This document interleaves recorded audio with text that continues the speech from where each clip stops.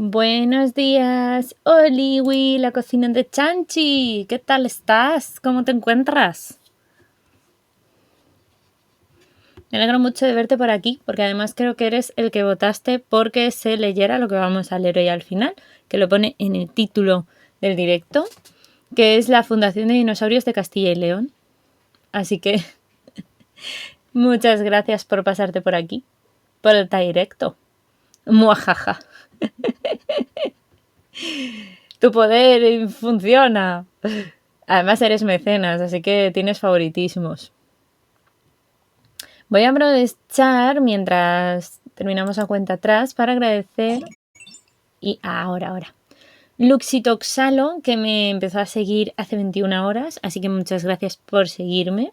Creo que me empezó a seguir y yo creo que este mozo coincidió conmigo en el directo de Hidden. Entonces, pues fantástico, una personita más para el equipo. Bienvenido. Los favoritismos son God. Son good. Pues sí, la verdad es que sí. Pues nada, eso, como pone el título, hoy lo que voy a presentaros es un poco la Fundación de Dinosaurios de Castilla y León, que ya os la presenté un poco el otro día, pero es verdad que como muy por encima. Entonces hoy, pues para leeros un poquito de la historia y un poco de dónde viene realmente, que lo ponen así en 3 líneas. Y luego ya leemos el blog, pues para leer cositas de ciencia en él. Y probablemente yo creo que intentaré hacer otro directo esta semana de Microbacterium, ¿vale? Para que leamos el blog de Microbacterium tranquilamente y podamos ver allí todas las noticias que hay y tal, que además a mí me va a venir muy bien porque quiero empezar a escribir con ellos y necesito saber también de qué han estado tratando para no volver a tocar el mismo tema. Así que esa es un poco la idea de esta semana.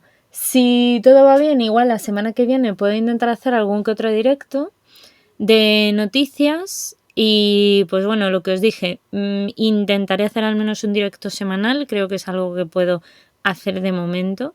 Y si no, pues como minimísimo intentar hacer aunque sea 1 o 2 al mes, que eso también es como más asumible. Intentar ir a objetivos pequeños. Pero que la verdad es que creo que está muy bien porque a lo tonto os estoy subiendo doble vídeo cada semana también a YouTube. Entonces eso también pues puede fomentar muy bien el canal de YouTube, aparte de aquí en Twitch. Y ya está, y así que sea todo un win-to-win por todas partes. ¿Te unirías al torneo? A ver, ayer cuando lo anunciaste me lo estuve pensando para el torneo de Pokémon y tal. Pero es que yo a Pokémon he jugado muy poco. O sea, el muy está bien puntualizado en mi caso. O sea, he jugado poquísimo. Entonces creo que realmente no compensaría, porque es que voy a ser, vamos por los jajas, como dicen, pero la verdad es que no, creo que no merecería la pena, porque es que yo soy nula, o sea, es que no me lo sé. No, hombre, no digo que sean de competitivo, pero por lo menos lo habrán jugado más de 1 o 2 veces en su vida, digo yo. Solo enfermos como Gambrillo. No, bueno, pero me entiendes lo que te quiero decir. No, bueno, de todas formas, como se puede apuntar uno hasta el 7, me lo pienso ver también porque tengo pendiente alguna entrevista de trabajo y si no, tú sabes que yo, vamos, tengo vía directa contigo y con Gambria, así que no te preocupes que si me lo replanteo te aviso, pero en principio no, en principio yo creo que eso es para gente que por lo menos sepa jugar a algo. Yo sé quién es Pikachu, Squirtle y ya, ya está. Y Charmander y ya está. No, o sea, de verdad, admito que mi conocimiento de Pokémon existe, pero no es muy amplio. Hola, Hiden, muy buenas, muy buenas. Por cierto, que ya estoy aquí hablando y se me ha ido, que ya hemos terminado la cuenta atrás. Voy a aprovechar antes de empezar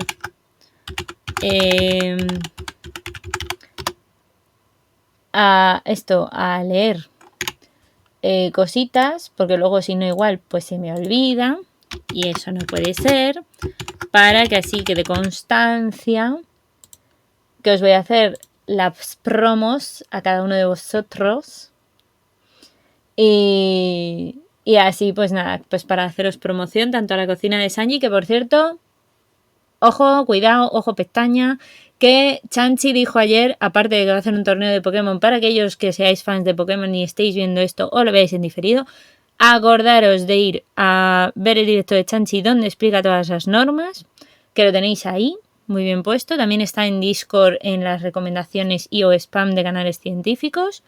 Y que va a hacer un torneo de Pokémon. Hay que inscribirse antes del día 7 y es el día 17 el torneo, ¿vale? Ir y si no, le preguntáis, que él sabe un montón. ¿Qué paso lo organiza, básicamente? Y luego, por otro lado, Hiden, que también está haciendo directos, que le queda nada para llegar a los 1000 seguidores, pues ir a seguirle. Y que la cocina de Sanji va a traer paleo noticias, probablemente en esta semana, por lo que yo le entendí. O sea, que estar atentos, que por ahí también tenéis cositas de ciencia muy guays. Ya está, ya os he hecho suficiente promoción. Vamos al lío. No, hombre, no. Toda promoción es buena. No, está aquí, que me estoy comiendo la que no quiero comerme. ¿Veis que yo tendría que ser manager, tío? Manager de la gente. Con lo bien que se me da a mí publicitar a los demás. Yo me vendo muy mal, pero para vender a los demás soy medianamente aceptable y buena. Eso habría que valorarlo, hombre. A ver, que voy a intentar... Me estoy dando cuenta que para vosotros igual se ve pequeñito. Entonces voy a ver si puedo hacer esto. Un poquito más. Ay, a lo mejor para que lo veáis un poco más grande. Me doy cuenta que... ¡Ay! Que en el directo que se vea bien. Madre mía de mi vida. Yo que lo tengo en la pantalla aquí extendida. Lo veo ahora gigante. Madre mía, soy como una abuela ya leyendo. ¡Qué pena de vida! Bueno, es que ya tengo una edad también, hay que decir. ¿Nos cuentas una sorpresa, Chanchi? Pues cuéntala. ¡Ay, sorpresa! O sea, aparte del premio... Ah, por cierto, importante. De premio para el torneo, el que lo gane se lleva un Mimichu, ¿no? ¿Se dice bien? ¿Mimichu? El Mimikyu, ¿ves? Yo es que el españolizo. Mimikyu. Vale, pues aparte del Mimikyu hay una sorpresa. Toma, exclusiva del Chanchi. ¿Cómo os habéis quedado? Vamos, todos locos. Pues nada, lo que os decía, os voy a leer un poquito de qué es la Fundación para el Estudio de los Dinosaurios en Castilla y León y de dónde surgió esto. Porque yo la descubrí pues cuando empecé a hacer divulgación, pero realmente esto, pues por lo que he podido leer, es básicamente conocida como la Fundación para el Estudio de los Dinosaurios en Castilla y León y se constituyó el 20 de enero de 2004 con el amparo de una ley que salió precisamente en el año 2002, ¿vale? De distintas fundaciones de Castilla y León. Nace para la necesidad o como la necesidad para la gestión de todo el patrimonio arqueológico y paleontológico tan amplio y rico que tienen en esta comunidad autónoma de Castilla y León que pertenece a el territorio de España, ¿vale? Que estamos divididos en comunidades autónomas. Como sé que luego hay mucha gente que me ve de Latinoamérica, de muchos sitios, al cual estoy muy agradecida, porque sé que me veis de México, de Bolivia, de Perú, un montón de sitios, pues deciros eso. Entonces sí que es verdad que este tipo de fundación está promovida por el Ayuntamiento de las Salas de los Infantes y el colectivo arqueológico paleontológico salense, que es de los más importantes de por allí. Y apoyada también por la Caja de Burgos, por Caja Círculo, por la excelentísima Diputación Provincial de Burgos y apuesta sobre todo por la colaboración y cooperación con todo tipo de instituciones públicas o privadas y personas que impulsen los proyectos que ellos tienen. La Fundación para el Estudio de los Dinosaurios de Castilla y León es una entidad sin ánimo de lucro cuyos fines principales están dirigidos a promocionar, gestionar y divulgar el Museo de Dinosaurios de las Salas de los Infantes y con ello el rico patrimonio tanto arqueológico y paleontológico que tienen en toda esta comunidad. Entonces, sí que es verdad que, por ejemplo, en Burgos sobre todo promocionan mucho y apuestan mucho por esto porque llevan los últimos 20 años, si no me equivoco, estudiando todo el tema de Atapuerca, ¿vale? Donde se ha encontrado pues Alomo antecesor, Alomo heidelbergensis y restos de antepasados nuestros que son muy importantes. Entonces, ante todo esto, evidentemente, pues como os podréis imaginar, una de las cosas que se intenta es fomentarlo en todos esos ámbitos y en toda la comunidad, no solo en Burgos, que es donde se encuentra ese yacimiento. Así que bueno, pues ahí están. Y yo lo que os quería leer, o lo que quería aprovechar, aparte de presentaros qué es la fundación, quería aprovechar a que leyéramos el blog más tranquilamente, porque el otro día os lo enseñé por encima, pero no lo leímos, leímos una noticia nada más. Entonces vamos a intentar leer todas las que nos salgan por aquí, ¿vale? Hasta que lleguemos hasta abajo del todo. Y ya está. No sé cuánto vamos a tardar, no sé cuánto tal. Yo estimo a las 2 sí que tengo que irme porque tengo una cosilla esta tarde y tengo que comer y marcharme. Entonces, bueno, el objetivo en cualquier caso es leer un poquito, conocer un poquito. Vamos a hacer un poquito de divulgación de ciencia. Y pues mira, aprovechando que está aquí también la cocina de Sanji, que quizás sea una de las personas que más sabe de dinosaurios que yo conozco en este mundo, pues mira, también va a poder irnos haciendo comentarios que seguro que nos ayudan un montón, y yo de todo lo que me acuerdo y todo lo que sepa, pues también lo podemos ir comentando. Perdona, Chanchi, que has escrito. A ver, nos pusimos anoche en modo con brillo. Creamos equipo para el torneo, pero como combate de exhibición. Nos gane o pierda el ganador, el torneo del peluche se lo lleva. Eso sí, es verdad. Mira tú. No sé tanto. Hombre, sabes, que sí sabe cositas. No le hagáis caso. Los que estáis viendo el chat y no conocéis a Chanchi no tenéis ni idea. Este hombre sabe mucho. Aunque él diga que no. Yo creo que sobre todo sabes mucho para ser una persona que no ha estudiado de ello. Es decir, a ver, no vamos a compararle en plan que sepa como Paco Zoico. Paco Zoico es que es un señor que ha estudiado todas estas cosas. Entonces, claro, pero a ver, Chanchi sabe bastante. Aunque sea como aficionado, igual que yo sé muchas cosas como aficionada por divulgación científica. No os penséis que yo sé de todo en este mundo. Ojalá, pero no es el caso. Así que nada, empezamos a leer un poquito el blog. Y así pues vamos descubriendo cositas. Mirad, una de las cosas que es la primera que tienen en el blog, que es de la semana pasada, el 24 de noviembre, es que han elegido ya los ganadores del 14º concurso internacional de ilustraciones científicas de dinosaurios de 2022. Esto se hace por lo visto cada año porque una de las ramas más importantes de la paleontología y actualmente que está muy en auge es todo el tema de los paleoartistas. Yo sigo a un montón, así que si queréis ver a quién sigo y seguirles, pues fantástico. Entre ellos están Gamma Raptor, por ejemplo, que le conocemos, Dino Drawer, que además los dos tienen canal de Twitch, por si os queréis seguir y tal. O sea, hay un montón de gente que se dedica a intentar hacernos ver, pues esto, pues por ejemplo, esta fotito de aquí, por ejemplo, ¿no? ¿Cómo podrían ser los dinosaurios? Evidentemente no lo sabemos 100%, no sabemos el color, no sabemos 100% si tenía una arruga aquí, una arruga allá, pero bueno, hay que intentar hacer una cosa aproximada basándonos en todo lo que es los huesos, etcétera. Entonces, esta rama está cada vez más potenciada porque cada vez se saben más cosas de los esqueletos y se puede extraer más información.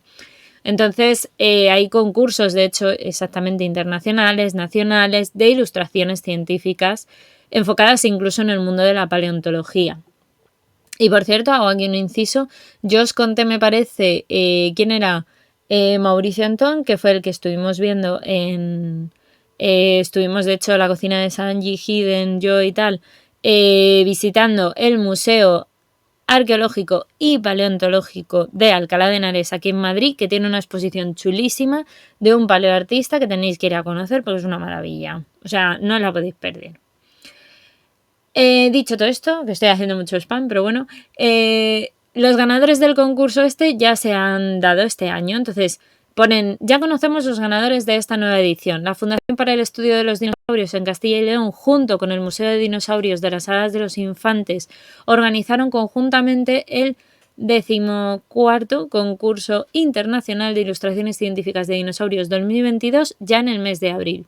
El tema principal del concurso son las ilustraciones sobre dinosaurios que pueden representar reconstrucciones de los animales en cuanto a su vida, ¿no? Basándonos en la locomoción, basándonos en la locomoción, me refiero al movimiento, en la reproducción, en la alimentación, etc. Y situaciones de conducta. Por ejemplo, si eran individuos que solían ser más bien pasivos, individuos que fueran por ejemplo, yo qué sé, pues de grupos familiares que lucharan mucho, que tuvieran más bien, pues eso, manadas específicas y aisladas, etcétera. En su medio, ¿vale? Estudiando tanto la conducta como el modo de vida como el medio en el que vivían, de estos fósiles originales es como se intenta hacer esa reconstrucción, ¿no? Y incluso teniendo en cuenta el ecosistema si se conoce en el que estuvieran. Otros grupos de seres vivos ilustrados, por ejemplo, han sido las tortugas, los reptiles marinos y los pterosaurios. Además de, por supuesto, de documentarte de la vegetación y los paisajes característicos para introducirlo dentro a ese dinosaurio. O sea, que es un curre de mucho cuidado el que tienen aquí. O sea, las personas que hacen esto tienen un mérito impresionante. Voy a intentar hacerlo un pelín más grande. Me estoy dando cuenta que igual se ve mejor para el directo si lo pongo un pelín más grande. Perfecto. Entonces, bueno, esto, vale. Es el único concurso de estas características que se celebra en España, ¿vale? En el país donde yo resido. Su calidad está basada en el jurado que valora las obras presentadas. En esta ocasión ha estado formado por un equipo de hasta 6 especialistas de distintas nacionalidades. Les agradecemos enormemente su implicación altruista en el concurso. Y entre ellos están Mark Whitton, de Reino Unido, paleontólogo y paleoilustrador, Carlos Apapolio, de Argentina, también es paleoilustrador, y Robert Nichols, de Reino Unido, que es otro paleoilustrador.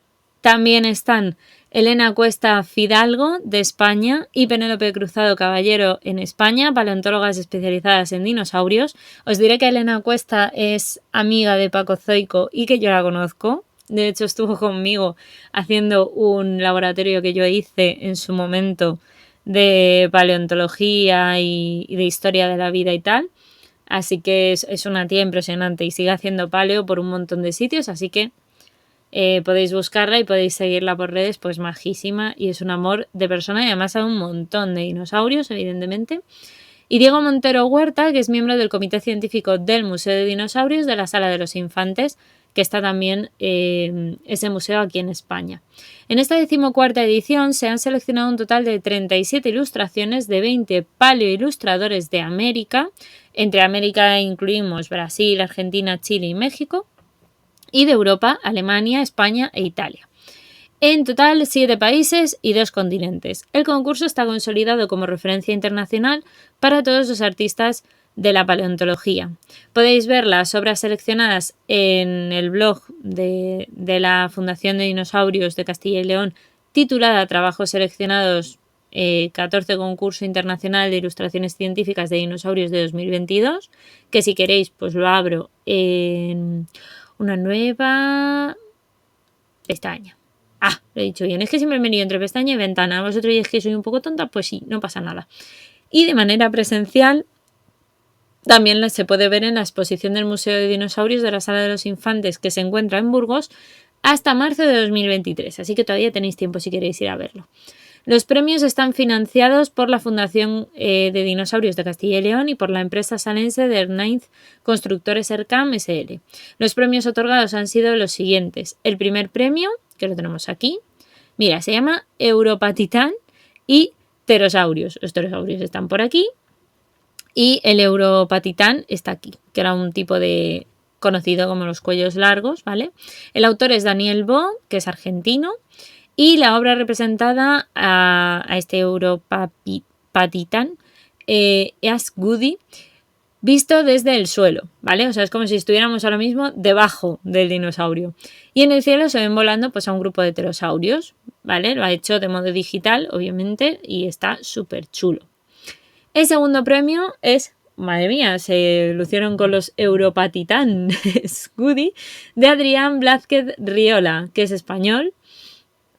Adrián Blázquez me suena muchísimo. Yo creo que a este le sigo yo. Me suena muchísimo. Creo que le sigo. Reconstrucción paleoambiental de la comarca de la Sierra de la Demanda durante el Cretácico Medio, donde se aprecia el dinosaurio saurópodo Europatitán Scuti en el centro de la obra. A la izquierda, en el cielo, hay una pareja de 2 dinosaurios más que son Ornithocheridae indet. Y a la izquierda, abajo, un pequeño Ipsilophodon, ¿vale? Este de aquí. Iba a decir dónde está, que no lo veo. Aquí, que está un poco camuflado. Y la paleoflora, que está súper bien representada. Fijaos todo lo bien que han representado aquí, todas las plantitas y todo lo que había entonces. De la ilustración está compuesta sobre todo por helechos, que están aquí abajo, y diversos tipos de gimnospermas de la época, que serían los arbolitos aquí un poco más altos. Y esta está realizada en digital con Photoshop. Bueno, yo creo que es obvio que están un poco digitalizadas. Es lo normal, que se trabaja además con ordenadores. Y el premio Tierra de Dinosaurios, que es para esta ilustración de aquí, muy bonita. Se llama The Call of the Forest of Burgos. Me encanta. Autor es Marcio Luis de Castro, que es de Brasil, y una bandada de Camptosaurus buscando refugio de la lluvia en del lejano Jurásico, donde podemos ver parte de una vegetación de las coníferas y una vegetación también de helechos, cícadas y colas de caballo, que son todas las que están por aquí. Los helechos suelen ser los que están más abajo casi siempre, las coníferas serían las de más arriba y luego las cícadas y las colas de caballo pues serán estas por aquí que están representadas, que tienen una altura media. Paleoarte digital de 3D realizado con Brush, Blender y Photoshop. ¿Ves? Con distintas herramientas al final. ¿Ves? Es que a mí me sonaba. Digo, si yo he visto el nombre de Ian Blázquez 1000 veces, ¿dónde lo he visto? Sigo teniendo envidia por ello, amo. Por conocer a Elena, ya. La vida es así. Yo tuve suerte, hijo. ¿Qué le vamos a hacer?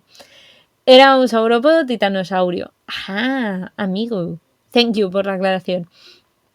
Y Adrián Blázquez, vale, ¿ves? Pues lo podéis buscar en redes sociales como Suchoblank.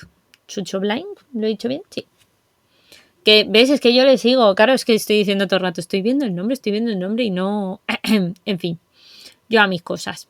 Y ya está. Entonces, pues esto. Luego, mira, aquí tenemos el atardecer del Domeico, que el autor es Rodrigo Larón Rodríguez, de Chile.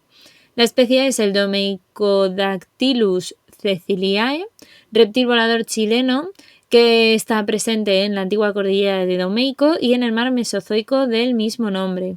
La formación está realmente en la Sierra de los Candeleros, en Chile, y la descripción de la obra la explican como la reconstrucción de un pterosaurio con muy pocos fragmentos encontrados de su cráneo, ilustre a la criatura en su vida diaria aprovechando los ricos nichos alimentarios de las rocosas playas del mar de Domeico. Ya, qué mono, es que está súper bien hecho. Madre mía. Es ilustración digital lo que han utilizado para hacerlo. Y por último nos gustaría agradecer a todos los artistas que han participado en esta 14ª edición con sus maravillosas ilustraciones. Os esperamos para el próximo año y también, como no, a la empresa que colabora y que les ha permitido poder hacer el concurso y todo esto, claro. No sé si queréis que le echemos un ojo, no sé si por aquí se puede ver. Aquí está. ¿Veis? Pues tiene para poder ver todas las paleoilustraciones que son preciosas. La verdad, o sea, esto tiene un curro, cada una de ellas, que para que las prisas. Esta es la que había ganado. Mira qué bonitas. Qué pasada. Ah, mira, esto está súper chulo, ¿veis? Esto es como el trabajo, ¿no? Tú haces una... O sea, tú encuentras los restos, ¿vale? Del organismo, luego haces una reconstrucción entera, incluyendo...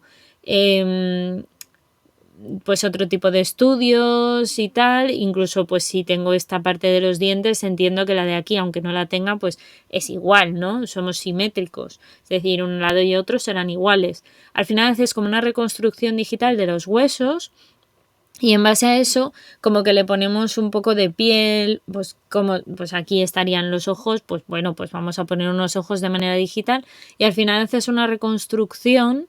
Y como veis, pues todo esto lleva muchísimo trabajo. ¡Hola, Kitty! ¿Qué tal? Buenos días con alegría. Así me gusta, como tiene que ser. Hola, Kitty. Muchas gracias, Chanchi, por hacerle el shout out a Kitty ahí para que la siga todo el mundo, a la maravillosa Kitty. que además hará directo seguramente mañana de Cantasiones, porque mañana es miércoles. Así que si queréis escuchar una preciosa voz, os vais a escuchar a Kitty. Es que me encanta, yo es que me podría empapelar la casa con paleoartistas, de verdad. O sea, es que es una pasada.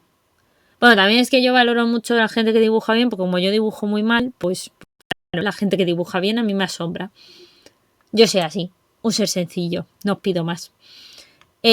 Pues nada, vamos para abajo. Y ahora vamos con otra noticia.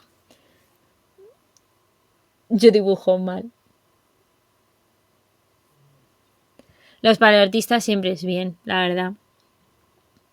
Pues mirad, aquí hay otra cosita que es bastante interesante, que la he leído antes por encima, y es que hablan de los proyectos españoles de arqueología y paleontología que también están en el extranjero, porque aquí tenemos unos cuantos, pero en el extranjero también trabajamos, y que de hecho estamos siendo vanguardia mundial. Ojo, ojo pestaña, cuidado.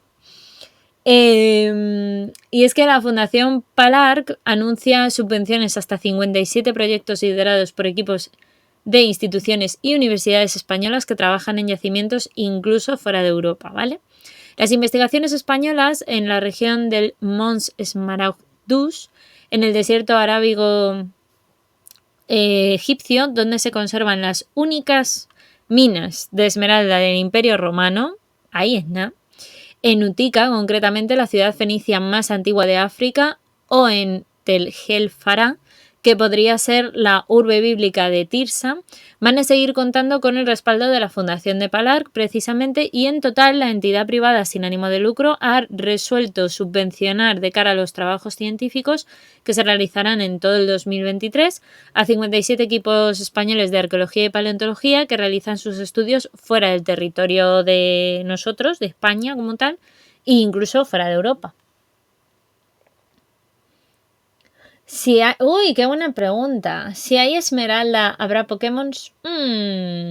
Pudiera ser. Pudiera ser. Igual no lo dice ni hay Pokémon allí. Vete tú a saber.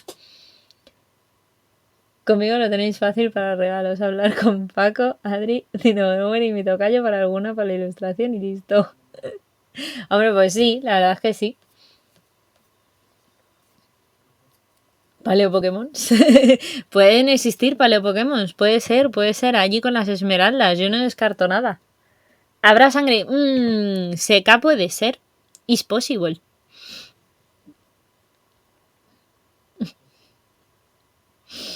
No. A ver, Kitty, venga, que te lo va a contar Chanchi. Chanchi, cuéntale ahora mismo. Pon ahí bien, hazte promoción de tu propio torneo.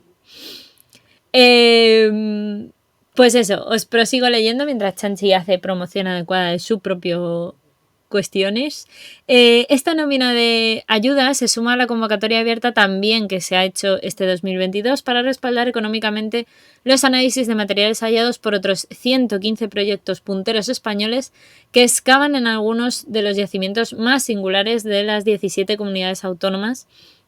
Y de hecho el objetivo reside en proporcionar financiación para realizar análisis genéticos y determinar así grados de parentesco entre todos estos fósiles, estudios de isótopos para determinar también la dieta de los primeros humanos incluidos, y los paleoclimáticos para determinar también la evolución del propio planeta, es decir, intentar estudiar cómo ha sido nuestro pasado para ir entendiendo cada vez mejor también cómo se dice nuestro presente.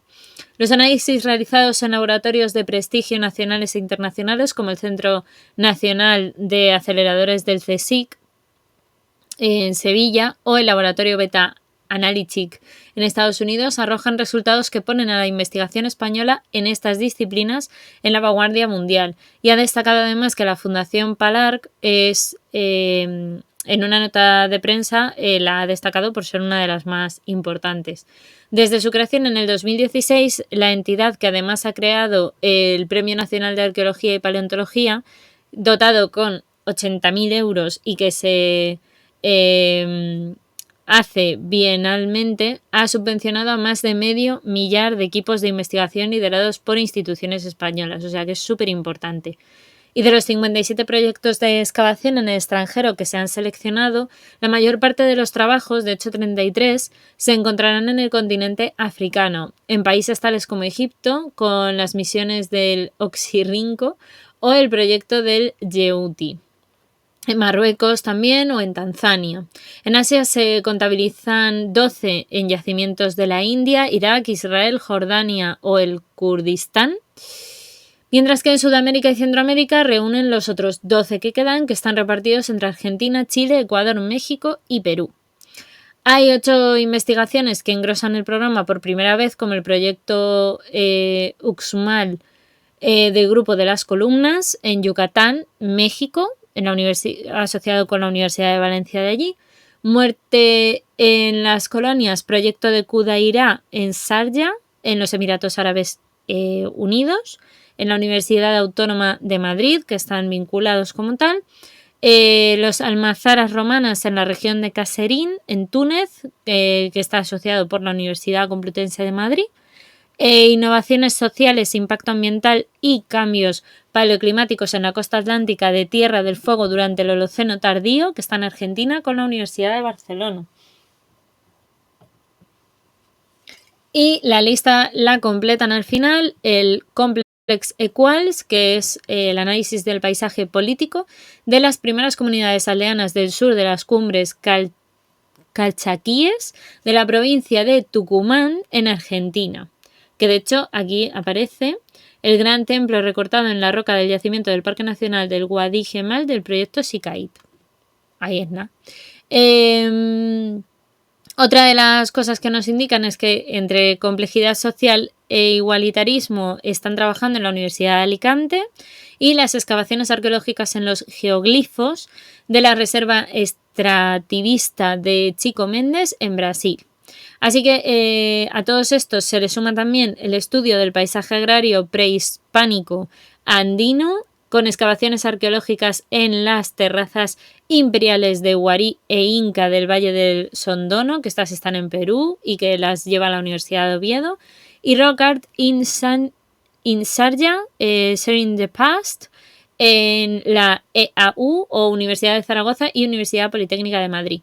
Que de hecho, vamos, aquí tenéis también la lista de los proyectos por si la queréis. Luego os paso, si no, el enlace del blog. Y por si queréis cotillar cualquier cosa, pues siempre es bien.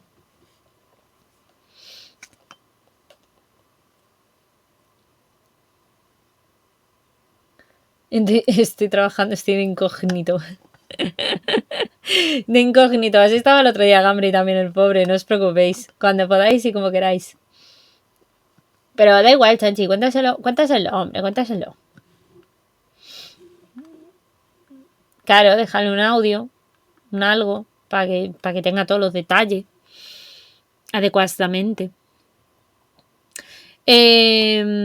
Y bueno, termino y cierro la noticia que dice que algunas de las instituciones responsables de estos proyectos son la Fundación de Atapuerca, que os decía antes que tienen un yacimiento súper importante en Burgos de nuestros antepasados, el Consejo Superior de Investigaciones Científicas, es decir, el CSIC, una de las instituciones más importantes, si no la más importante de España en este sentido, el Centro Nacional de Investigación sobre la Evolución Humana, o el CENIET, terminado en H, el Institut Català de Paleoecología Humana y Evolución Social, o IPHS, por siglas, así como una veintena de universidades, entre las que se encuentran pues las que hemos ido mencionando en parte: Universidad de Alicante, Almería, Barcelona, Burgos, Cantabria, Cádiz, Córdoba, Granada, Jaén, La Laguna, Santiago de Compostela, Valencia, la Universidad Complutense de Madrid, la Universidad Autónoma de Barcelona y la Universidad Pompeu Fabra, así como la UNED. O sea, un montón de gente. Así que, pues nada, que lo sepáis. Esta creo que fue la que leímos justo el otro día. ¿Por qué los saurópodos tenían cuellos tan largos? Esta fue en la que me paré y os la estuve leyendo y tal. Así que, pues no me la voy a leer otra vez, ¿vale? No la vamos a leer otra vez, porque esta ya la leímos el otro día. Así que si queréis os tenéis que ir a leer, pero os tenéis que ver otro directo. Así os hago trampilla para que veáis más contenido mío. ¿Soy maléfica? Sí, pero no pasa nada, me queréis en el fondo. Y este es todo mi nivel de maldad, también os digo, pero bueno.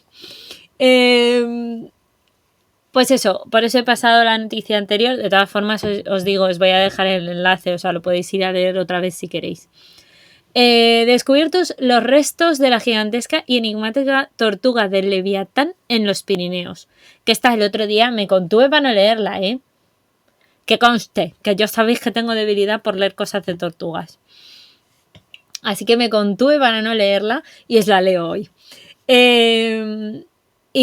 Básicamente la recreación artística de la nueva especie es esta, ¿vale? La especie se llama la Leviatán. A ver si lo decir y leer, Dios mío. Leviatanochelis enigmática, o la tortuga de Leviatán enigmática, si lo tradujéramos del latín, encontrada en los Pirineos, ¿vale? Aquí está, esta sería un poco la reconstrucción. Amo la perversa, yo muchísimo. Esa tortuga la querrías en tu casa. Uf. Igual que Kitty quiere un equido.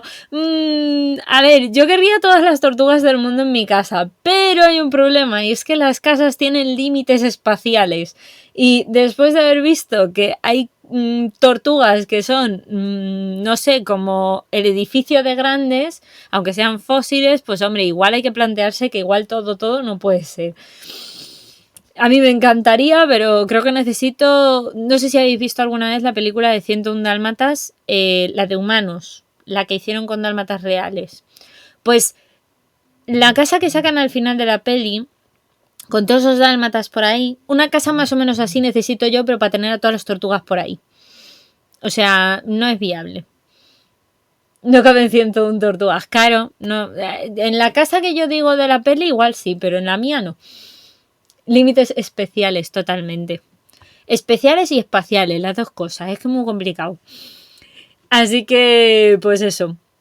De hecho, fíjate, lo primero que te dicen es: esta tortuga es tan grande como un monovolumen. O sea, la mayor tortuga encontrada en Europa y la segunda del mundo vivió hace 83 millones de años. Su nombre, la Leviatanochelis enigmática, hace referencia al Leviatán, la mítica bestia marina bíblica, y a sus peculiares características esqueléticas que dejaron perplejos a los paleontólogos que la excavaron en el Pirineo catalán, que es donde la han encontrado.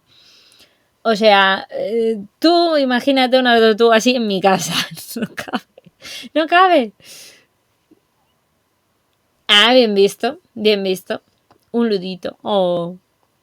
Investigaciones del Instituto Català de Paleontología de Miquel Crusafont, o el ICP, el Museo de Conca d'Ela en el MCD en Isona, en Lleida, y la Universidad Checa de Masaryk Brno,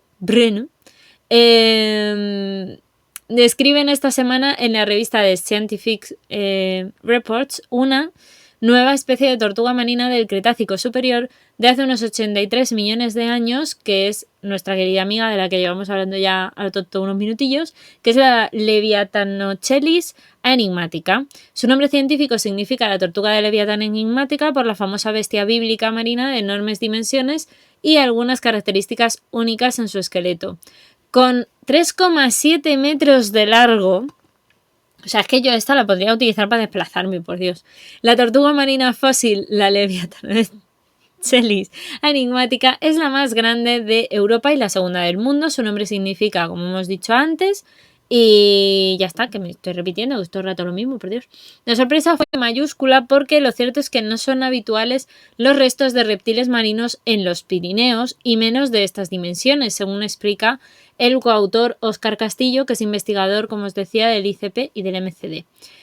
Los restos fósiles de este reptil, del que solo se conoce parte de su caparazón y la pelvis, permiten estimar una longitud total de la concha de hasta 3,7 metros de largo. Se trata de la tortuga marina más grande de Europa, la segunda del mundo, solo superada por el género Archelon de Norteamérica, que medía hasta 4,5 metros de largo. La morfología de los fósiles también era muy curiosa.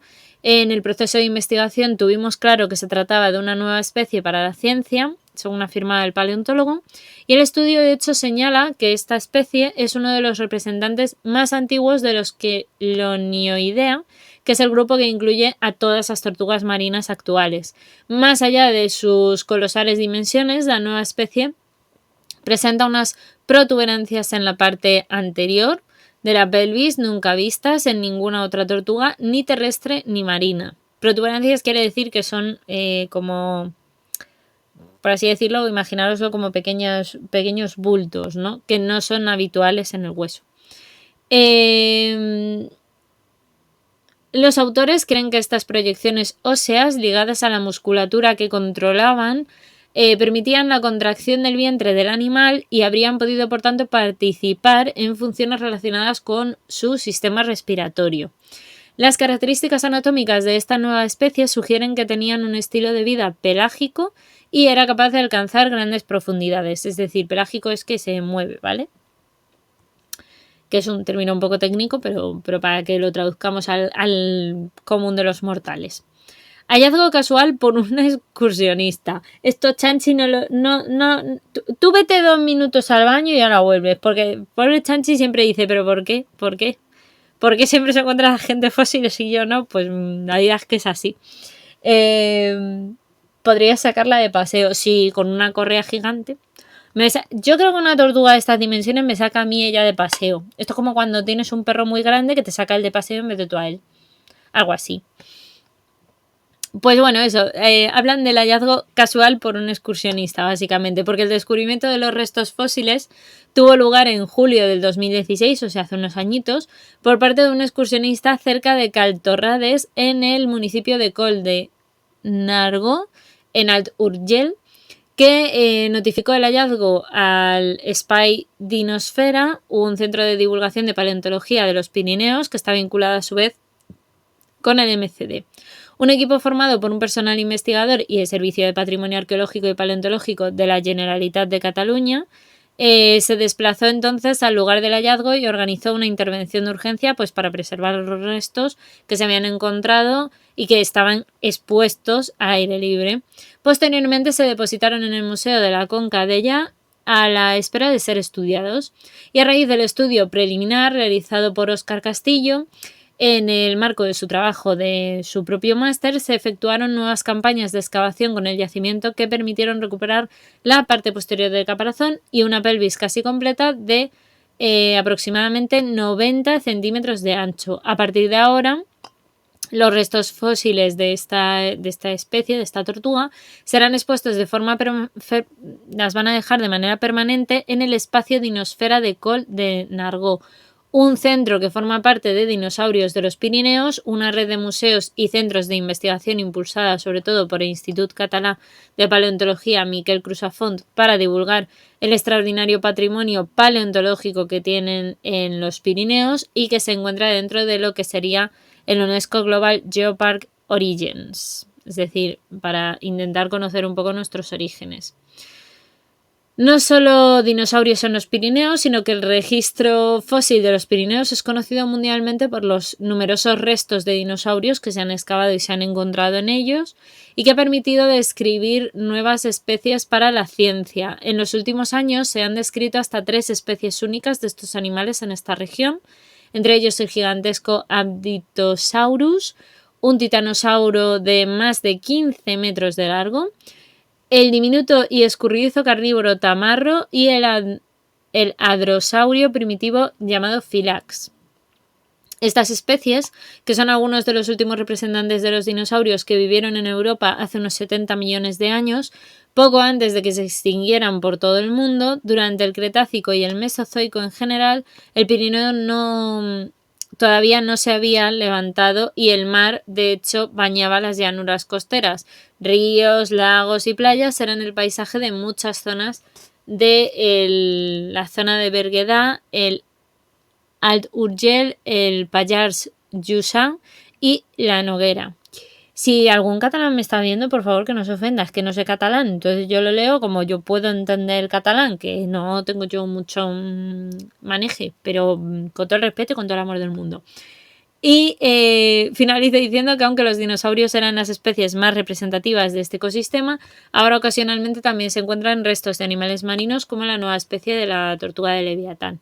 Aquí de hecho está el artículo, ¿vale? Original del Scientific Reports, que ha salido ahora este año, en 2022, hace poquito.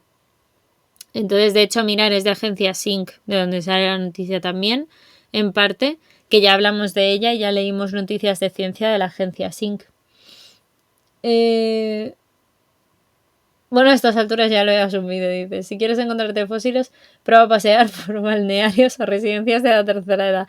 Hombre, también es una opción. Con eso no sé si reírme o qué. Total ir al infierno. A día de hoy tenemos una especie en peligro de extinción que ha sido evolucionada desde la época de los dinosaurios. Pues sí. Y demás, también te digo, si llevan evolucionando desde hace tanto, es muy complicado. Es muy, muy complicado. Pero sí, la verdad es que esto a mí me pareció súper curioso. Y esta noticia también me gustó mucho. El cocodrilo del oricalco. Te iba a decir, me suena que es un tipo de cocodrilo. Que es súper primitivo, que no saben ni... Le llaman literalmente un fósil viviente, porque nadie entiende qué hace todavía en este mundo. Pues haber evolucionado. ¿Qué es lo que ha hecho? Evolucionar. Igual cuando el ser humano desaparezca, ese seguirá aquí. Ya os lo digo yo. Pues nada, pero seguimos si queréis leyendo otra de las noticias, porque también es muy interesante. Y es que hablamos de la primera evidencia de un fósil, ¿vale? De una serpiente vivípara. Y ahora en la noticia lo vemos bien, el por qué esto es una novedad. Un equipo argentino-alemán, ¿vale? Pues está ahí en modo mixto, de científicos ha descubierto la primera evidencia fósil del mundo de serpientes nacidas vivas en el yacimiento alemán Patrimonio de la Humanidad de Messel. En este estudio, publicado en la revista The Science of Nature, los investigadores describen huesos de embriones de serpiente descubiertos en el cuerpo, ¿vale?, dentro de la madre. El hallazgo muestra que las serpientes vivíparas ya existían hace al menos 47 millones de años. La mayoría de los reptiles vivos hoy en día ponen huevos en el caso de las serpientes y en el caso de la mayoría de los reptiles, las tortugas y demás, los lagartos de Comodoro, casi todos, por no decir todos, prácticamente, ponen huevos. Casi todos. Esta llamada oviparidad es su modo de reproducción más común, ¿vale? Pero hay excepciones. Se sabe que numerosas especies de algunos lagartos y serpientes se desvían de la norma y dan a luz a sus crías de modo vivo. Es decir, desde el interior, aunque desarrollen los huevos, es como que luego al final el huevo se rompe, se reabsorbe y acabarían dando un parto relativamente parecido a lo que tenemos pues los comunes mortales conocidos mamíferos, que es lo que normalmente conoce más la gente. Y es el concepto que solemos tener más presente porque es el nuestro también.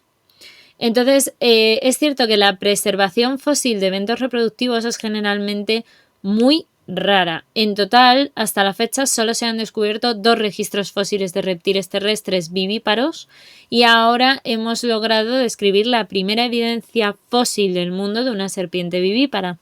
Según la doctora Christer Smith del Instituto de Investigación de Senckenberg y el Museo de Historia Natural de Frankfurt.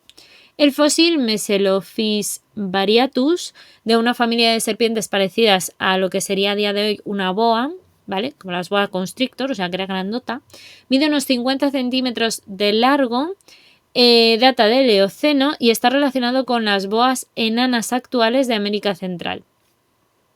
La especie se encuentra entre las serpientes más comunes conocidas de Messel, sin embargo, este espécimen, que tiene unos 47 millones de años, nos sorprendió porque es una hembra preñada, es decir, con individuos dentro, de hecho con al menos 2 embriones encontrados en el tercio posterior del área de su tronco, lo que explica la doctora Mariana Chuliver, autora principal del estudio de la Fundación de Historia Natural en Buenos Aires. Su colega y coautor, el doctor Agustín Scanferla, dice que al examinar el fósil nos dimos cuenta de que algunos de los huesos del cráneo están presentes y que provenían de pequeñas boas de no más de 20 centímetros de largo. Estos huesos estaban ubicados a bastante distancia detrás del estómago y si fueran parte de la presa de la serpiente ya habrían sido digeridos tan atrás en el intestino, es decir, no hubiesen llegado, no tiene sentido que se los hubiese comido porque ya no serían reconocibles, ya estarían digeridos mucho más, etc. Por lo tanto, deben representar los embriones de la boa. El hecho de que los huesos sean de serpientes muy jóvenes, pero ya más desarrollado que en un huevo no puesto, ¿vale?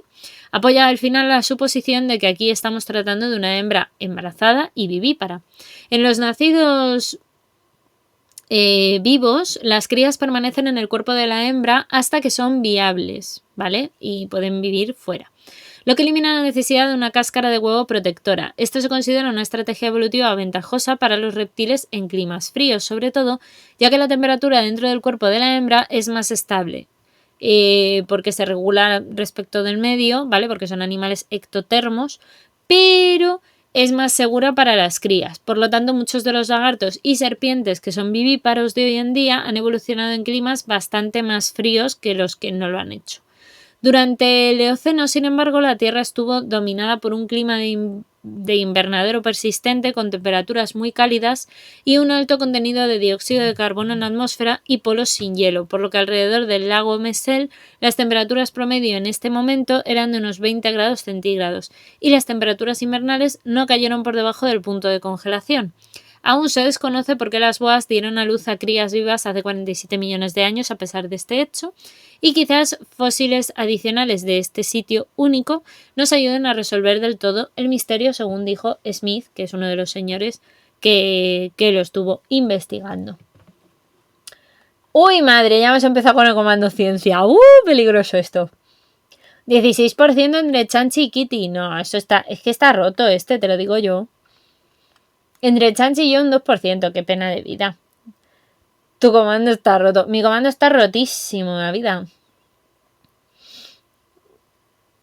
Oye, bueno, que te has sacado un 51% con Claire. Yo creo que es lo más alto que te ha puesto. No está tan roto igual, ¿eh?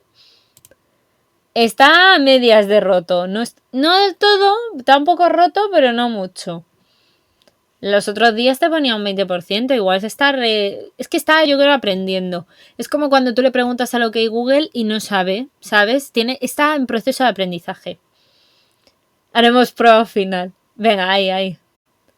Ciencia, Alan. Oye, el 64% no está mal. No está mal, es bien. No está mal.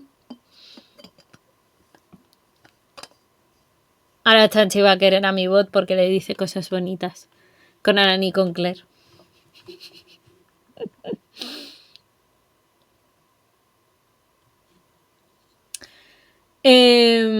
A ver, queda una, dos...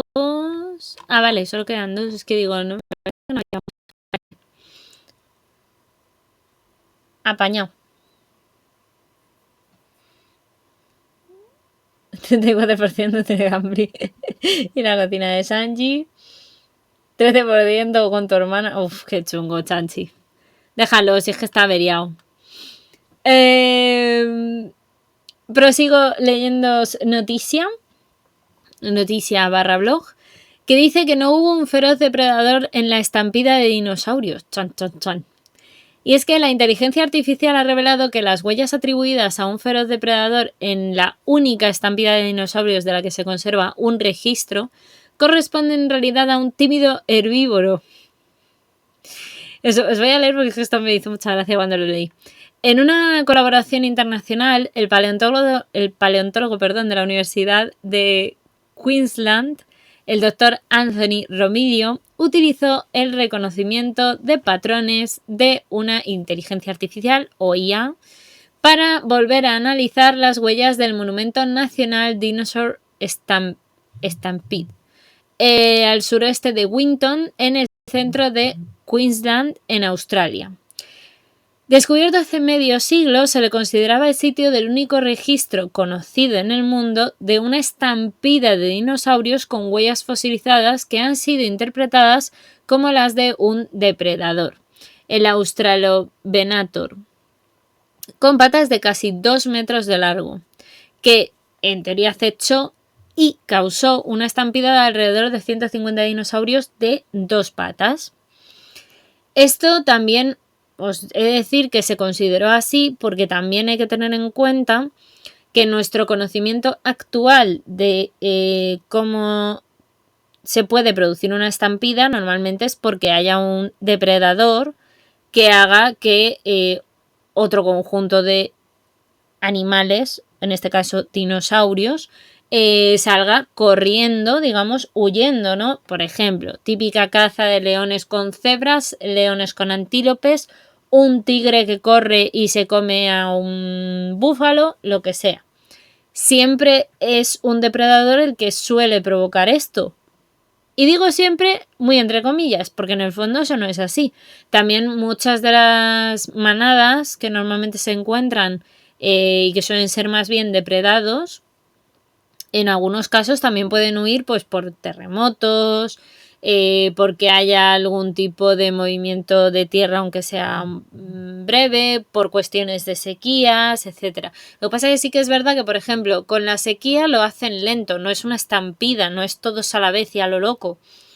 En el caso, por ejemplo, que os ponía de un terremoto, sí es más inmediato, pero entonces hay o sea, tú ves en el registro también de la propia geología que ha habido algún tipo de evento, un volcán, lo que sea, ¿no? Entonces, pues bueno, en este caso no había nada de todo eso, entonces la única explicación era esta. Entonces, os prosigo leyendo la noticia, tras este mini contexto que os acabo de dar.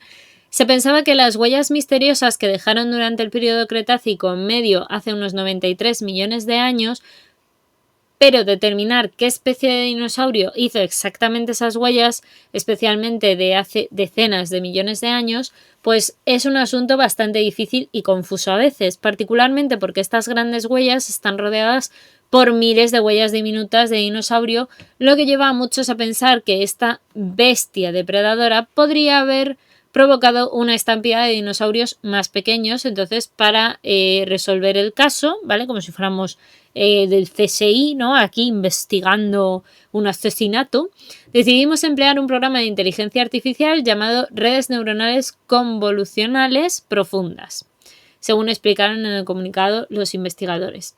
Fue entrenado con hasta 1500 huellas de dinosaurios, todas de origen terópodo u ornitópodo. Los grupos de dinosaurios relevantes, por tanto, para las huellas del Monumento Nacional Dinosaur Stampede, es decir, se buscó los más adecuados, no cualquiera. Y los resultados fueron bastante claros, y es que las huellas habían sido hechas por un dinosaurio ornitópodo herbívoro. O sea, lo que se pensaba hasta ahora no era correcto. Y el doctor Jens Lajensak es autor principal de la Universidad John Moores de Liverpool en el Reino Unido, dijo que la asistencia de la computadora fue vital, ya que el equipo se encontraba originalmente en un callejón sin salida. Y sus propias palabras dicen: estábamos bastante atascados, así que gracias a Dios por la tecnología moderna, en nuestro equipo de investigación de 3, una persona estaba a favor de los comedores de carne, una persona estaba indecisa y otra estaba a favor de los comedores de plantas. Entonces, pues para verificar realmente nuestra ciencia, decidimos acudir a 5 expertos para obtener aclaraciones, además de usar esta inteligencia artificial.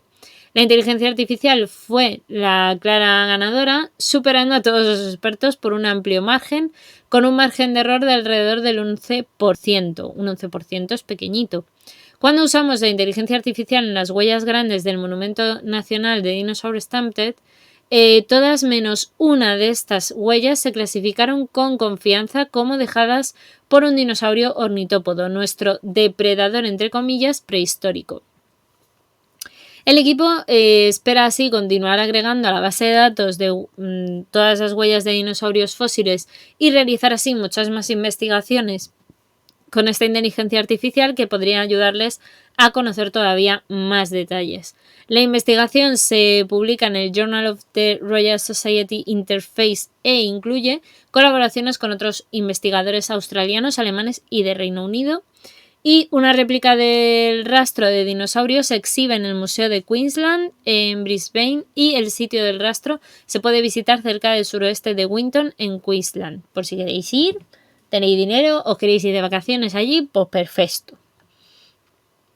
Y una de las últimas publicaciones, creo que es la última de hecho, la última que tienen por aquí en el blog, es que se halló una nueva especie de pterosaurio en Angola. Esta es del 15 de noviembre, es decir, hace pues un par de semanitas. Y nos comentan que con alas que se extienden casi 5 metros, la nueva especie de pterosaurio ha sido descubierta en la costa atlántica de Angola. Ahí es, no. Una nueva especie de la era de los dinosaurios ha sido identificada por un equipo internacional de científicos que nombró al nuevo género y especie Epapatelo oticocolo. Esta nueva especie de pterosaurio o reptil volador fue encontrado en la misma región que los fósiles de grandes animales marinos actualmente en exhibición en el Museo Nacional de Historia Natural de Smithsonian en la costa atlántica de Angola. Y según dice, abro comillas, digamos, este nuevo descubrimiento nos da una mejor comprensión del papel ecológico de las criaturas que volaban sobre las olas del Bentiaba en la costa oeste de África hace aproximadamente 71,5 millones de años, dijo el miembro del equipo Michael J. Polzin. Y este es uno de los aspectos que más llama, de hecho, la atención del descubrimiento, pues sus fósiles datan del Cretácico superior. El museo bajo tierra, y es que el equipo internacional descubrió y recolectó los 14 huesos del Epapatelo oticocolo en el Bentiaba, en Angola, ¿vale? A partir de 2005. Bentiaba se encuentra en la costa de Angola, que el equipo llamó un museo bajo tierra, ¿vale? Porque es por la gran cantidad de fósiles que se descubrieron allí. Respecto al reciente hallazgo, se cree que esta especie, ¿no? Este individuo, el Epapatelo oticocolo, fue un pterosaurio que se alimentaba de peces similar a las grandes aves marinas modernas. Probablemente pasaron tiempo volando durante y sobre ambientes de agua abierta y buceando para alimentarse, como lo hacen hoy en día los alcatraces o los pelícanos marrones, ¿no? Que quizás sean los que más tenemos ahora en mente. Luis L. Jacobs, que es el coautor del trabajo, fue el que puso este ejemplo. Y el nombre del género Epapatelo es la traducción de la palabra del dialecto angoleño naneca, que significa ala, y el nombre de la especie, el oticocolo, es la traducción de lagarto. El pueblo naneca o nianeca es un grupo indígena de la provincia de Namibe, de Angola, y la región donde se encontraron los fósiles y donde está este museo, como decían ellos, ¿no? Bajo tierra. Aquí está el artículo original, ¿vale? Que tiene su acceso y tal. Y pues nada, pues está bastante guay. Estas son las últimas cositas del blog, pero como veis es que el blog tiene muchísimas cosas de todo octubre, de todo noviembre, de todo. O sea, bueno, estas son las últimas de hecho de noviembre. Podemos dar alguna más si queréis. Esta es de saurópodos. Pues mira, si queréis vemos estas tres. Voy a abrirlas, a ver. 1, 2 y 3. Y yo creo que por la hora nos da para llegar más o menos hasta las 2. Y así ya decía, pues yo me marcho tranquilamente. Yo hablo en idiomas extraños, Kitty. Yo hablo y no se me entiende. Chachi veo que sigue probando el comando ciencia para ver si le da un tanto por ciento adecuado con alguien. Pero yo creo que está roto, Chanchi, no sé qué decirte.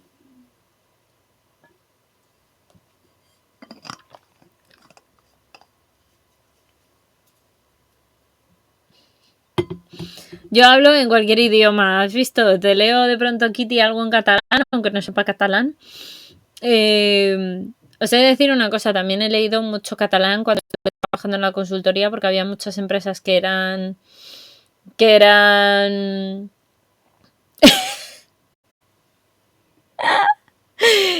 catalanas, y al final pues algo he leído bastante de catalán, la verdad.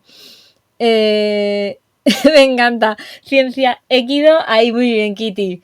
Lo sabíamos que el amor ahí, la química entre tú y el Equido iba a ser buena. Así es que, a ver, vamos a ser realistas. Mira, esto sí que es una prueba de algodón total, por favor.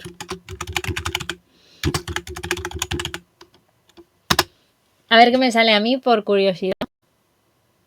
¡Oh! Está rotísimo esto, ¿eh? 49% de amor yo mío con la tortuga. ¿Pero esto qué es? ¿Esto qué es? Espera, que es que a lo mejor...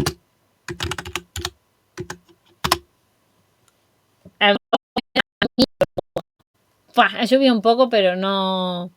Si es que este comando está roto. Tengo algo hambre y que esto está roto. No, la verdad es que yo creo que es que lo hace tan aleatorio. Os lo digo de verdad, creo que esto es tan aleatorio. Pero la verdad es que, oye, también, y las risas que te haces aquí entre una cosa y otra, esto tiene mérito. O sea, solo por eso, por los jajas, como dicen. Pues nada, os leo estas 3 últimas noticillas y luego ya nos marchamos. Os dejaré lo que os decía, el enlace, y así si queréis cotillear, podéis cotillear muchísimas más, porque el blog ya os digo que es que no paran de subir cosas. Es como si os metéis a mi blog, que precisamente creo que acabo de... Mira, justo lo acabo de compartir el Nightbot.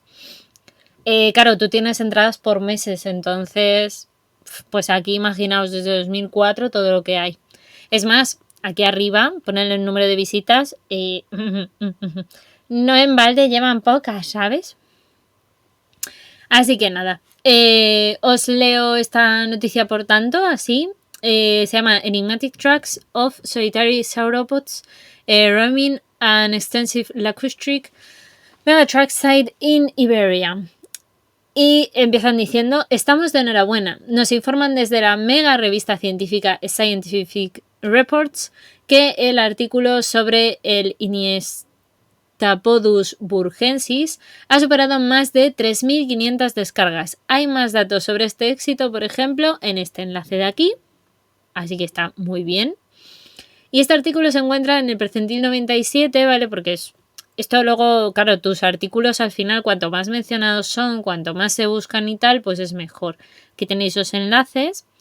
Y comentan aquí muy brevemente que el trabajo de investigación que se ha llevado a cabo por el equipo encabezado por Fidel Torcida, Fernández Baldor, del Museo de Dinosaurios de las Salas de los Infantes, que está en Burgos, y en el que participan Ignacio Díaz Martínez, CONICET de la Universidad Nacional del Río Negro en Argentina, voy a decir Río Janeiro, perdón, Río Negro en Argentina, Pedro Huerta Hurtado de la Universidad de Salamanca, Colectivo Arqueológico y Paleontológico de Salas, Diego Montero Huerta del Colectivo Arqueológico y Paleontológico también de Salas y Diego Castanera del Institut Català de Paleontología Miguel Crusafont, del cual ya hemos hablado, pues acabaron encontrando estas huellas del Iniestapodus burgensis y pues bueno, han conseguido identificarlas y darles, incluso veis en plan, o sea, lo que han encontrado sobre todo es un rastro, no solo huellas, y eso no es tan fácil de encontrar. O sea, encontrar una huella ya es difícil, pero encontrar encima un rastro fosilizado es mucho más complicado. Entonces es maravilloso porque al final, pues mira, oye, ahí está, ¿no? Es complicado también. Mira, normalmente esto es muy típico cuando haces un estudio de paleontología, aprovecho ya que lo tenemos aquí, se suele hacer no solo la foto evidentemente al fósil encontrado, ¿vale? En este caso las huellas y tal, se suele hacer efectivamente un dibujo para que se refleje lo mismo que en el fósil y poder hacer a partir de ahí también un esquema, ¿no? Que tú puedas enseñar, etcétera. Pues eso, fotos muy muy cercanas a las huellas para que se vean en detalle, una imagen mucho más general, en este caso porque es un rastro, ¿no? Y normalmente también lo que se suele hacer es, como os decía, incluir un mapa donde ubiques la zona exacta donde está el yacimiento, y lo siguiente que también se suele hacer es esta columna estratigráfica, que esta es una columna para conocer la geología del terreno y saber qué tipo de suelos estamos tratando, pues si es caliza, si es arenisca, etcétera, porque todo eso al final es parte de la información que ayuda a hacer el estudio luego de la datación, y este es de hecho el gran punto. Para hacer la datación de este fósil tiene 65, 70.000 los años, los millones de años que haga que existió este dinosaurio. Entonces esto es súper importante. Esto yo lo hice en el laboratorio que os decía que compartí y que tuve de medio profesora a Elena Cuesta, y que, oye, pues merece mucho la pena. Es que es el proceso científico que se debe de seguir. Otra de las cositas que había por aquí en el blog era del 13 de noviembre, ¿vale? Nos vamos un poquito más para atrás.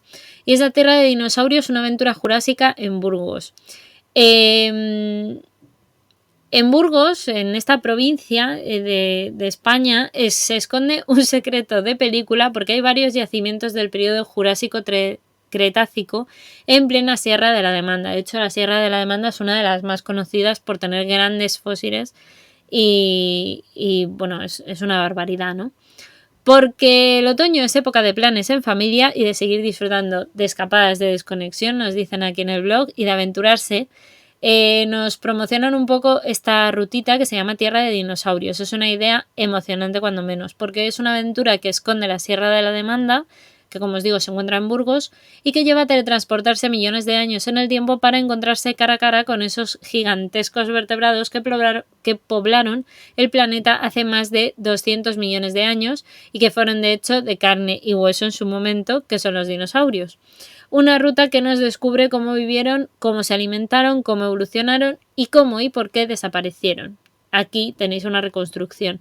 En La Rioja también hay este tipo de yacimientos y este tipo de cositas, y os diré que es una maravilla. O sea, tú vas y disfrutas como un niño chico, porque hay reconstrucciones, no son súper hiper mega fieles, que la cocina de Saño me imagino que me preguntará, ¿pero están hechos de manera fiel? No, muchos no, están con todo el intento hecho, pero claro, hay algunos que igual ya tienen 10 años, pues ya están un poco igual desfasados.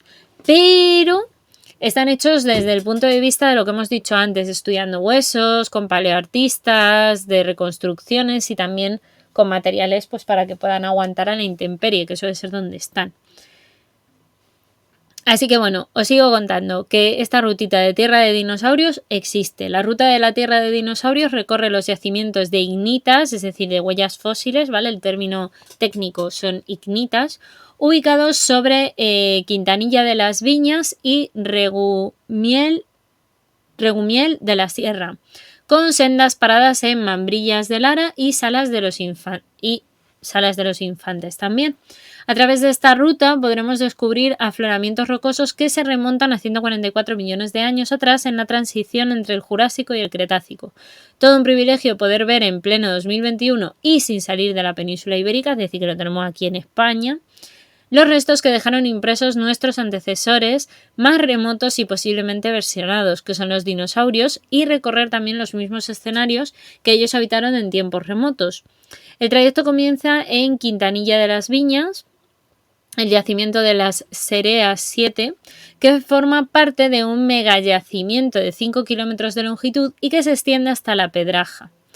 Aquí se conservan más de 1 millar de ignitas, o sea, de huellas de dinosaurio, entre las que destacan la de los saurópodos vegetarianos cuadrúpedos de varias toneladas que dejaron sus huellas en los márgenes del gran lago subtropical que cubrió esta zona hace millones de años. Si seguimos por la carretera hasta Salas de los Infantes, llegaremos a Costalomo, un enclave prácticamente único en toda Europa, ya que los restos se han conservado de una manera muy especial en este lugar.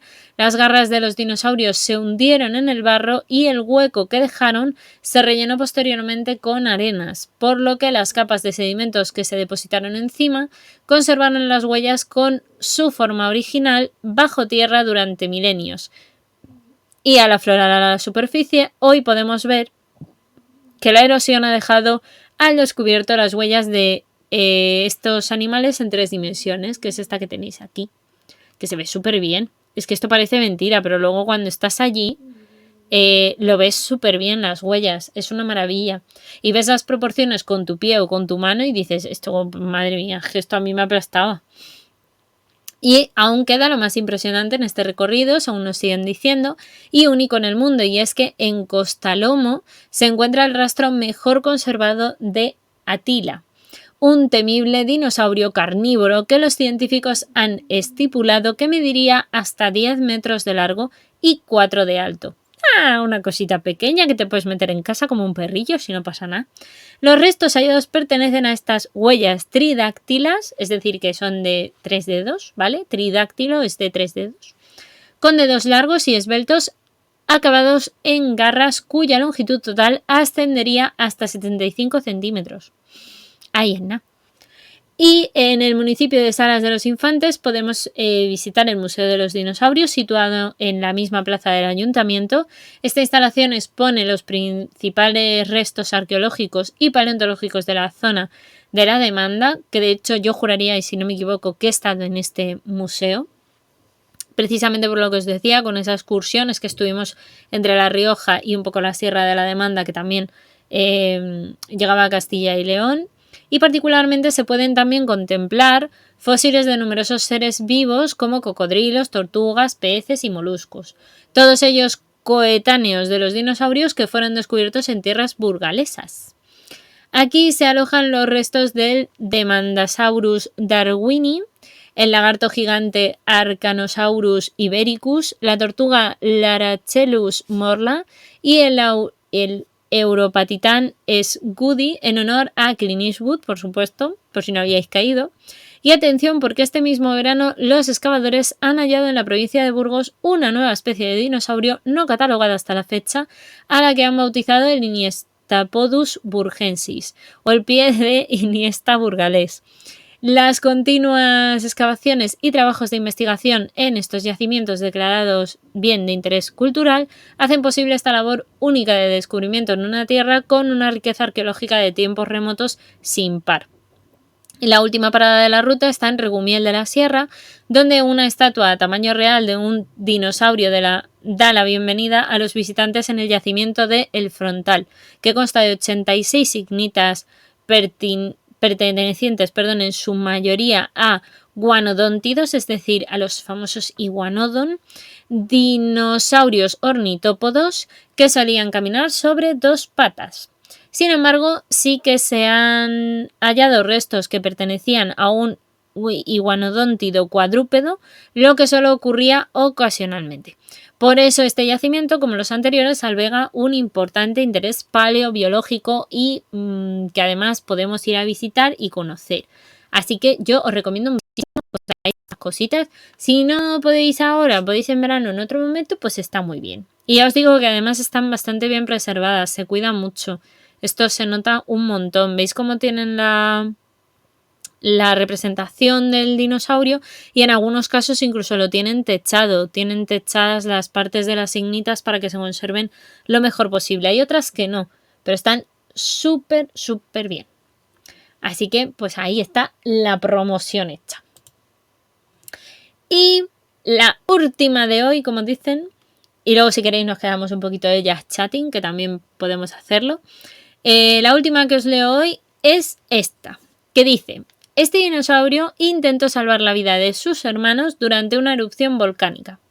Y es que se ha encontrado a un joven psitacosaurio que cuidaba de 24 crías durante la Pompeya china, ¿vale? Lo que han llamado el evento de la Pompeya china. Y es que en China aparecieron los fósiles de 25 dinosaurios que cuentan una historia inusual en el estudio de estos animales extintos.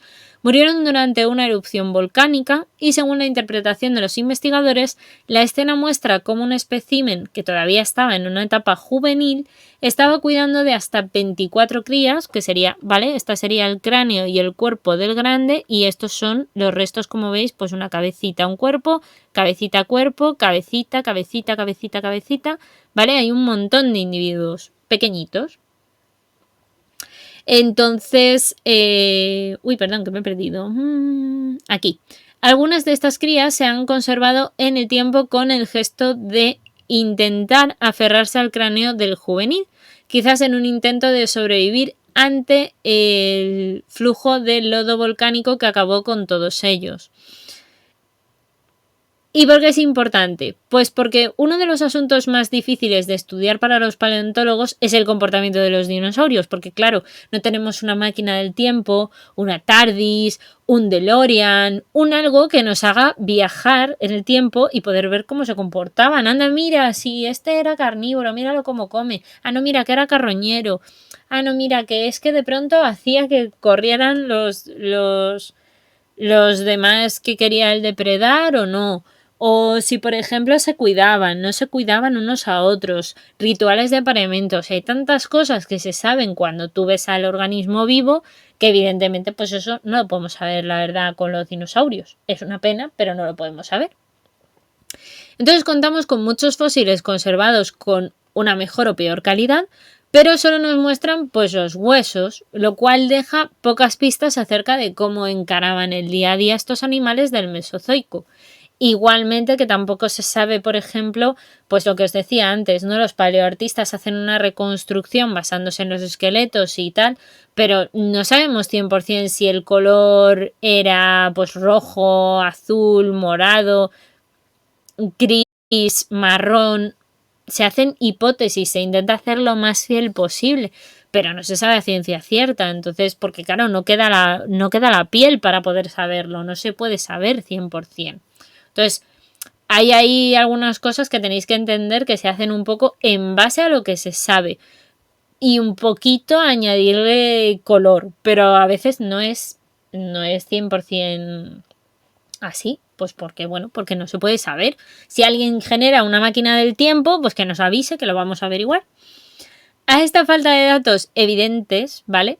Pues se suma la enorme variedad y pluralidad de especies, de modos de vida y de hábitats que podrían tener los dinosaurios, que también, como nosotros, acabaron conquistando todo el universo, todo el mundo.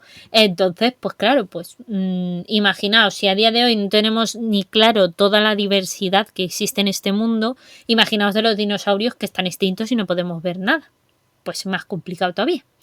Así que todo ello en estos animales que copan todas las características y las que nos quedan todavía por conocer sería que desde pequeños como gatitos hasta gigantes como el titanosaurio, los que vivían en pleno desierto y los que basaban su hábitat, sin embargo, en lagos u otros ambientes más acuáticos, encontramos toda una variedad sin fin. Sin embargo, a pesar de estas dificultades, a veces los investigadores tienen golpes de suerte. Y es justo lo que ha ocurrido con el hallazgo de varios fósiles del Psittacosaurus en China, uno de los géneros de dinosaurios del que más restos fósiles se han encontrado. En cambio, estos aparecieron en una situación muy peculiar y por eso pues, destacan en esta noticia. Y lo han denominado la Pompeya china, entre comillas, por lo siguiente: hace unos 120 millones de años se dieron erupciones volcánicas en la actual provincia de Liaoning, en China. El evento acabó con muchos de los especímenes que vivían en la zona por entonces y los materiales volcánicos conservaron sus restos fosilizados, y es por ello que entre las investigaciones hacen referencia al lugar como la Pompeya china. Entre los yacimientos estudiados en la zona destaca sobre todo la unidad Lujiatun en la formación de Yixian, donde se han encontrado algunos de los fósiles de vertebrados más espectaculares del Cretácico inferior de China, y en este enclave es donde aparecieron amontonados 25 esqueletos del Psittacosaurus lujiatunensis, que es como se llama realmente la especie. Los psittacosaurios fueron un género de dinosaurios cuyo nombre hace referencia a su apariencia porque es de lagarto con pico de loro, y podían llegar a los 2 metros de largo y vivieron de hecho hace unos 129 o hasta 122 millones de años en el actual continente asiático. Los fósiles encontrados muestran así una escena congelada en plena tragedia, igual que en Pompeya, ¿no? Cuando se quedaron fosilizadas las personas, porque claro, entró directamente el volcán, pum, la lava se lo lleva y se queda ahí. Y es que es un caudal de cenizas y agua lo que acabó con la vida de 24 crías y un joven. ¿Un dinosaurio cuidando de sus hermanos? Que esto es quizá lo más llamativo. Bueno, a ver, Brandon Hedrick, del Departamento de Ciencias Ambientales y de la Tierra de la Universidad de Pensilvania, encabezó el equipo de investigación encargado de describir los fósiles del Psittacosaurio, cuyos resultados fueron publicados en el año 2014 en la revista del Cretaceous Research. En un primer momento pensaron que el esqueleto del espécimen de mayor tamaño pudo ser arrastrado por algún corrimiento de tierras hasta la posición de las crías. Sin embargo, tras un análisis mucho más profundo, concluyeron que los 25 individuos murieron estando juntos. Por cierto, un pequeño inciso, aquí estaría la recreación del Psittacosaurus por Robert Nichols en el 2016. Mirad qué mono, era muy bonito. Dinosaurio, buenísimo. Esta situación tan compleja no deja más alternativa a los científicos, ¿vale? Al ver que tuvieron que estar en el mismo sitio en el mismo momento, que teorizar que cómo pudieron comportarse ciertos dinosaurios en base a la interpretación de cuántos datos puedan recabar sobre la propia especie y el contexto. Pero es difícil superar la mera conjetura. Por ejemplo, ¿qué dinámicas sociales mantenían estos dinosaurios? ¿Tenían dinámicas sociales, de hecho? Ante esta apreciación, cabía esperar que el mayor de los psittacosaurios fuera un padre o una madre que rodeara a las crías. Esto podría haber cuadrado. Pero descubrieron que el supuesto adulto solo tenía 5 años, por lo que le faltaban, según las estimaciones y según lo que se sabe, unos 4 años para llegar a esa etapa adulta. Por tanto, en teoría no podrían ser sus crías. En comparación con análisis histológicos previos de esta especie, se muestra que el espécimen grande asociado con los juveniles probablemente aún no era un adulto y que este conjunto no es un ejemplo de cuidado de padres, pero puede ser un ejemplo de cooperación posterior a la eclosión. Es decir, que a lo mejor eran crías que estaban en manadas, por ejemplo, y aunque ellos eran un pelín más grandes, pues bueno, pues igual no se habían separado todavía 100% de los padres y cuidaban o ayudaban a cuidar a lo mejor a los más pequeños. Igual era una hembra joven que estaba aprendiendo con una hembra más adulta el cuidado y tal. Hipótesis, como os digo. Es decir, podría tratarse de un cuidador de las crías. Las afirmaciones no dejan de ser, como yo estoy también de acuerdo, son especulaciones. Pero se baraja la idea de que tal vez fuera una cría de la generación anterior que todavía vivía en el ambiente de los padres y podía encargarse del cuidado de estos bebés. Se han detectado comportamientos similares, por ejemplo, en aves ya extintas, por lo que se sospecha que los dinosaurios no avianos también podían haber realizado este tipo de acciones. La mayoría de las columnas vertebrales de los fósiles aparentemente están alineadas en una misma dirección, lo cual implica que los investigadores interpretan de esta manera que las crías y el joven estaban siendo arrastrados por un flujo de agua y restos de la erupción volcánica que acabaron, desgraciadamente, con su vida y en conjunto o en grupo, y conservaron así los esqueletos fosilizados como los hemos encontrado hoy. Aquí abajo tenéis las referencias de los artículos de donde sale toda esta información, incluso de la noticia que se dio en La Razón, y eso pues es cuando menos interesante. Pues sí, la verdad es que sí, pero bueno, esto es como cuando te dicen que si tú vas a Pompeya da mucha cosa por lo visto, porque claro, tú vas allí y ves un montón de gente que se ha quedado fosilizada y está ahí, ¿no? Pero claro, es que es por un evento volcánico, es que no, si no te da tiempo, pues pasa esto y lo que ves es esta imagen. Muy rocambolesca, a la vez que da muchísima información del evento y incluso de las especies en este caso que están en ese momento, pero es cierto que cuando menos es muy llamativo. Claro que sí. Aquí tú te vas a Pompeya y dices, mira, un humano muerto, da igual, pues. Aquí otro humano muerto, da igual, pues. ¡Oye, perro, qué pena más grande! La verdad es que sí. La verdad es que sí. Me gustaría decir que yo no soy así, pero creo que a mí me pasa exactamente lo mismo. Así que pues nada, mozuelos. Esto era más o menos lo que tenía pensado hacer hoy de directo. También es verdad, también es verdad.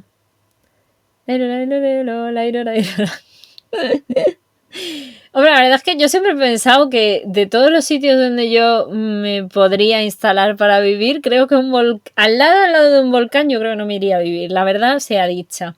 Porque yo veo que hay mucho riesgo, por mucho que haya ahora dispositivos que te digan que sí, podemos controlar y tal. Creo que el ejemplo más cercano lo hemos tenido hace no mucho ahí en Canarias, ¿no? Cuando erupcionó el volcán.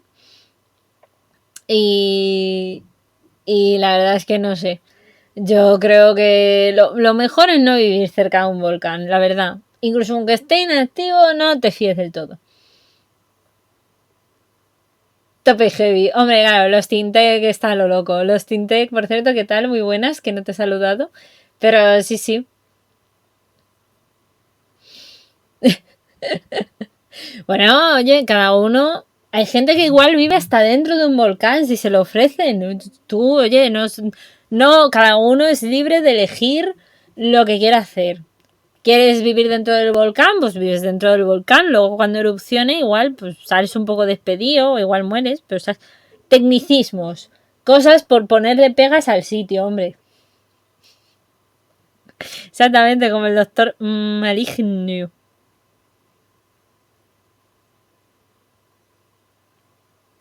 Totalmente, totalmente. Ay, madre. Locura. Pero bueno, pues básicamente eso, para que veáis que también ocurrió, no pensemos que solo nos ocurrió a nosotros, también ocurrió en muchos casos, y más en la época de los dinosaurios, donde los volcanes eran mucho más activos que ahora. En la ciudad te atropellan, qué cutre. Pero que te estalle un volcán, eso sí es una épica forma de morir. Hombre, más épico es. Más épico es. No vamos a engañarnos. Es más épico. Yo si tuve... Hombre, si a mí me dices que si quiero morir de una manera épica, la verdad es que sí. En un volcán o en un tsunami o en un algo así tiene más efecto... Es un golpe de efecto diferente. Las cosas como son. No podemos decir otra cosa porque es que es así. Pero vamos, que a efectos prácticos una locura tras otra. Así que sí. Eso en otra vida tiene que impactar. Pues sí, también es verdad. También es verdad. No nos vamos a engañar. La gente se tiene que quedar todo loca, ¿eh? Eso sí que es cierto.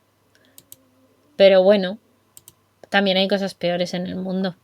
O sea, yo creo que ya que te vas a morir, yo creo que lo importante es morirte de sopetón. O sea, que no sufras, ¿vale? La idea es que tú no sufras. Ese es el punto, yo creo, más importante. O yo por lo menos es lo que siempre digo, que espero que no sufra ni yo ni nadie a quien quiero en ese sentido. Pero, pues a veces también nos ponemos caprichosos ya por pedir.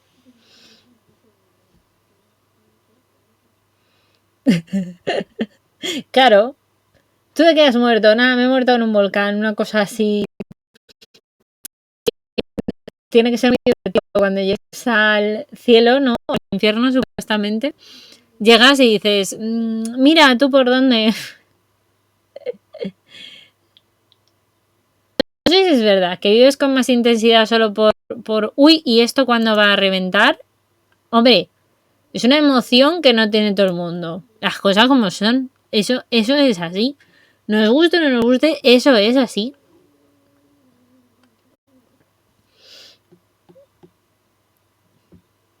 Pero bueno, ya os digo, yo la verdad es que si alguno queréis, yo os dejo mi lugar, no tengo problema. Yo admito que no me gustaría mucho vivir al lado de un volcán. Yo es que soy muy cagada. O sea, yo admito que tengo mucho...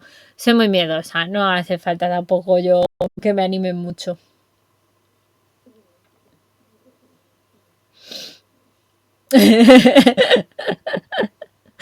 Ostras, eso sí que es vivir al límite, Kitty. Ver los precios en el supermercado y dices... venga, va, voy a lo loco, me voy a comprar esas galletas. ¡Buah! Estoy loquísimo yo ahora mismo. Eso ya es vivir a un límite fuera de lo normal. Ya eso es para gente que está en otras categorías. O sea, lo de vivir en un volcán tiene su cosa, pero esto ya es otro nivel, Así que nada, pero sí, la verdad es que sí. Pues nada, estaba mirando a ver a quién podíamos hacerle la raid, ¿vale? Y he visto que está una personita que yo ya os he recomendado alguna que otra vez, que se llama Laura Floresciencia. Es una chica que hace directos, sobre todo hablando de noticias científicas, y también hace cositas hace también directos de vez en cuando de cositas de rollo, lo diré, como un libro con sus propios seguidores. Entonces, pues, me parece cuando menos interesante. Yo voy a mandar con ella para que sigáis con cositas de ciencia, y porque sí apoyamos, que mola un montón. Hay que apoyar a canales así. Un poco así, la vida es un poco así, la verdad, no os voy a engañar. Así que nada, voy preparando la raid y mientras tanto os voy agradeciendo que directo, que ya os avisaré del próximo, que no sé exactamente qué día lo voy a hacer, pero os lo comento por redes sociales, así que no os preocupéis, y por el canal de Discord y todas estas cosas. Pero sí, esta semana seguramente haya otro directo.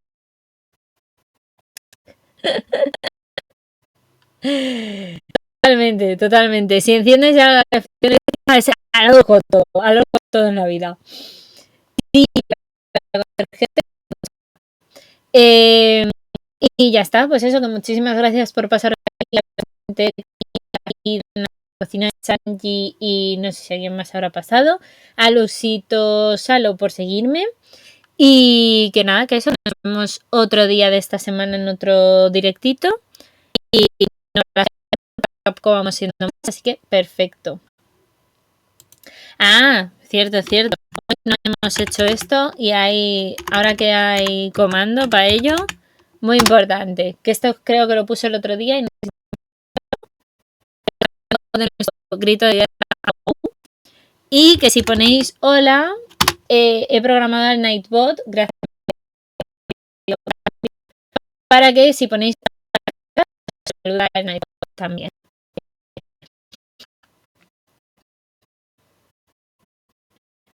Y no, hola, de hola tsunami, así que pues nada, para que lo sepáis, que no me acuerdo si ya lo dije el otro día o no, pero bueno, sí, lo tenéis ahí. Y nada, pues eso, que muchísimas gracias a todos por pasaros, que espero que hayáis disfrutado mucho. Os dejaré por el Discord el enlace del blog, por si lo queréis cotillear ahora o en el futuro. Y pues eso, que muchas gracias a todos por todo. Quedaros así para la raid, que ya la voy a hacer ya mismo de ya. Y os vais a conocer a Laura, que es un amor y que además está hablando ahora de noticias de ciencia, así que os lo vais a pasar genial. Y nada, pues eso, que muchas gracias a todos, que un besito muy grande. Que la ciencia y la fuerza os acompañe. Nos vemos pronto.